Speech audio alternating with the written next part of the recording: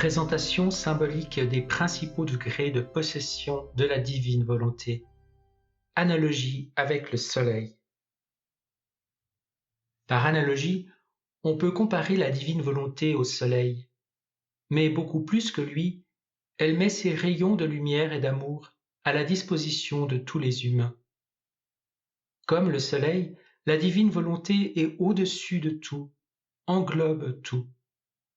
Elle est la source de la plénitude de la lumière et de la chaleur, constante, radieuse, majestueuse et immuable.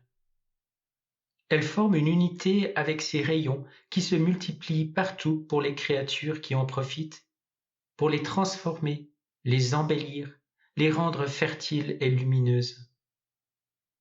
C'est la façon de s'exposer au soleil de la part des créatures qui fait toute la différence.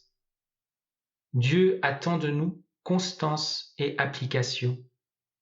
C'est le désir du cœur qui assure de vivre dans le royaume de la divine volonté. C'est la règle d'or.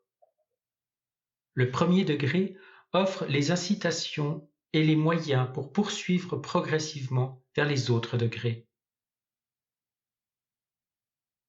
Premier degré, accueil de la lumière du soleil à partir de l'intérieur de la maison.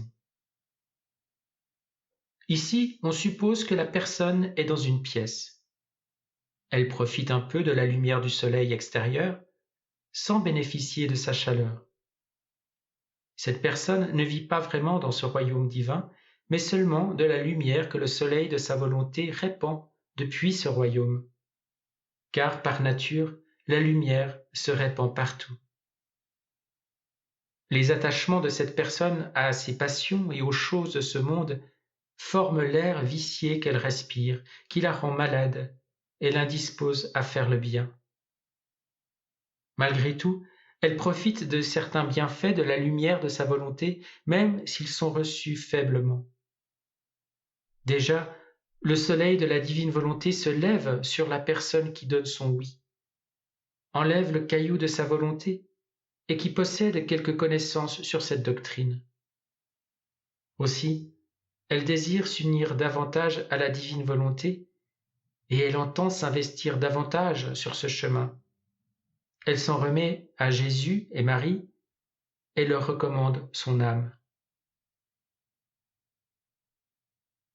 Deuxième degré, la personne est placée sous le soleil extérieur.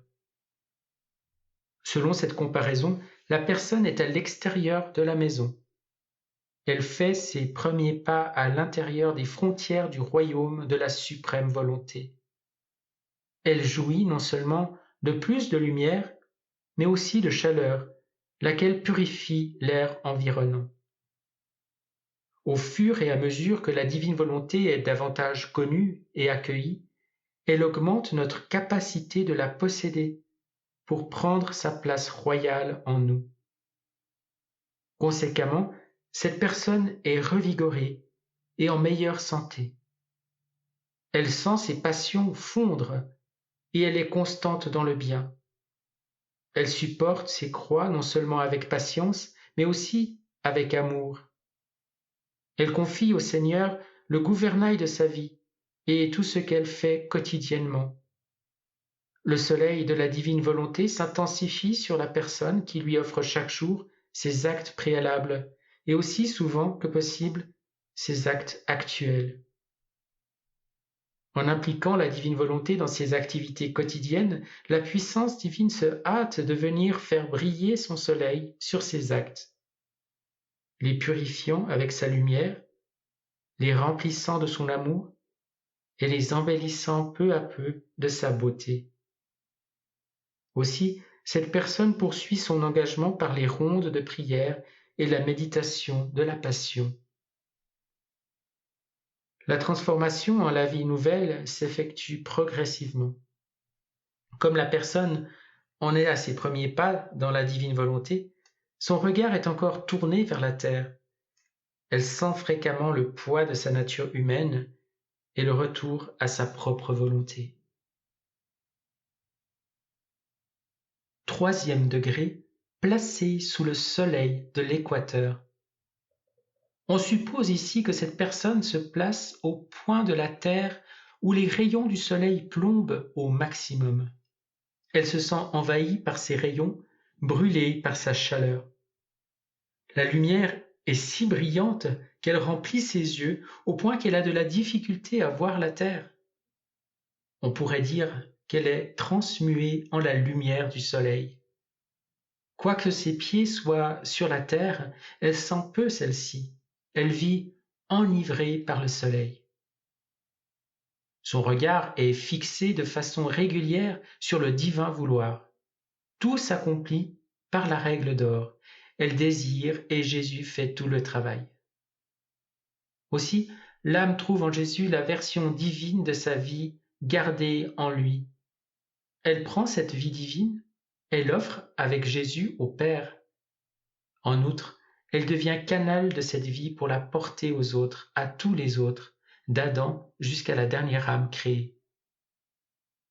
Jésus dit, « Ma fille, la volonté de Dieu forme le centre de l'âme et constitue dans ses profondeurs son soleil, qui en déployant ses rayons donne lumière à l'esprit, sainteté aux actions, force aux pas, vie au cœur, pouvoir aux paroles et à tout. Et pendant qu'elle est dans l'âme, elle entoure aussi sur tous les côtés la créature, comme cela sera dans le ciel. » Entre les mains divines, l'âme perd ses faiblesses, ses misères et ses mauvaises tendances. Dieu enveloppe cette personne pour l'investir de sa vie. Le bien, les vertus, les croix sont d'une autre nature. La lumière les a transformés. L'âme pénètre davantage dans l'union de volonté en goûtant à Dieu en toutes choses. À peine regarde-t-elle à distance ce qui n'est plus de son ressort. Quatrième degré, l'âme immergée dans le soleil. Dieu donne cet état à ceux qui l'ont conquis par leur propre amour, aidés de l'Esprit Saint. Cette personne s'envole à travers les rayons solaires et se hisse jusqu'au centre de sa sphère. Elle disparaît en Dieu pour devenir en parfaite unité avec lui. Elle ne regarde plus la terre, elle s'oublie complètement. Ici, tout est abnégation absolue de soi et tout est jouissance absolue en Dieu seul. Cette personne ne vit pas seulement dans le royaume, mais en a pris possession. Elle est la plus heureuse et accède à la noblesse de ses origines. Elle subit la transformation totale dans le soleil suprême de sa volonté. La puissance de la lumière est si grande qu'elle devient elle-même lumière et amour.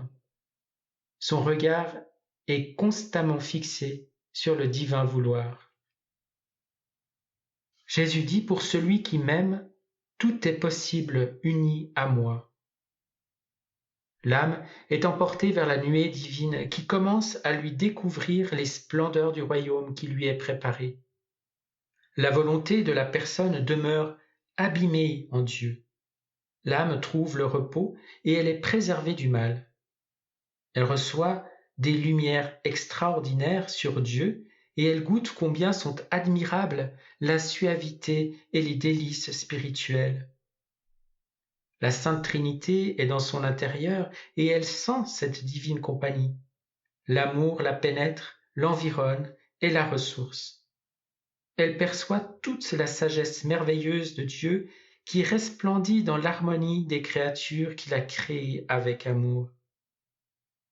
L'âme brûle du désir de servir Dieu et de profiter de toutes les occasions pour le glorifier. Elle fait sien son honneur. Elle désire ce que Dieu désire, fait ce qu'il veut, aime ce qu'il aime et pense ce qu'il pense. C'est un avant-goût du ciel, le plus haut degré d'union avec la divine volonté sur la terre. En lisant l'autobiographie de la bienheureuse Dina Bélanger, on comprend mieux ce que signifie un état de vie correspondant à ce degré d'évolution où l'âme est immergée dans le soleil divin. Cet état de sainteté peut apparaître irréaliste pour le chrétien ordinaire, mais avec la grâce et le vouloir divin, ceci pourra devenir le standard de l'ère du fiat de la sanctification, car rien n'est impossible à Dieu.